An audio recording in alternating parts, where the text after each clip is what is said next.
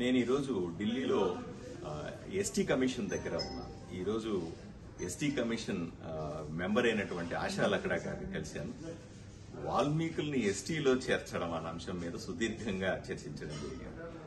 వాల్మీకులు స్వాతంత్రం వచ్చిన తర్వాత ఎస్టీలుగానే ఉన్నారు. స్వాతంత్రం వచ్చిన 9 సంవత్సరాల తర్వాత 1956వ సంవత్సరంలో అకారణంగా అంటే ఏ కారణం చూపించకుండా ఎస్టీలుగా ఉన్నటువంటి వాల్మీకులు బీసీల్లోకి మార్చారు.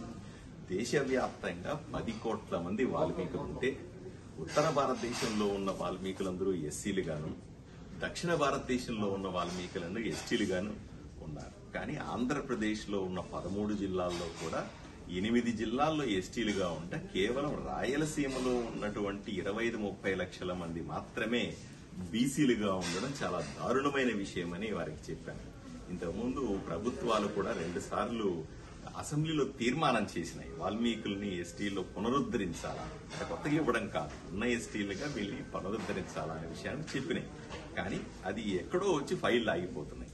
దీన్ని రాజకీయంగా పరిశీలిస్తేనే ఈ విధంగా కమిషన్ దగ్గరికి వచ్చి నేను ఆ ఫైల్ ఎక్కడ ఉంది, ఏ విధంగా జరుగుతుంది, దాన్ని దయచేసి తొందరగా ప్రాసెస్ చేయండి అనే విషయాన్ని వాళ్ళకి తెలియజేశాను.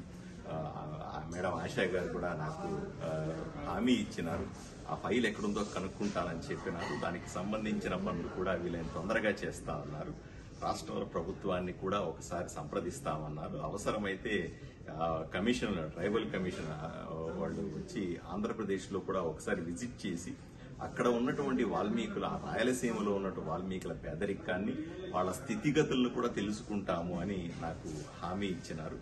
నేను ఈసారి మళ్ళీ ఢిల్లీకి వచ్చినప్పుడు ఆ ఫైల్ ని ఎక్కడ ఉందో ఏమిటో వెతికి దాన్ని తొందరగా ప్రాసెస్ చేయడానికి ప్రయత్నం చేస్తానని వాళ్ళు నాకు చెప్పారు. ఈ విషయాన్ని మీకు తెలియజేస్తాను.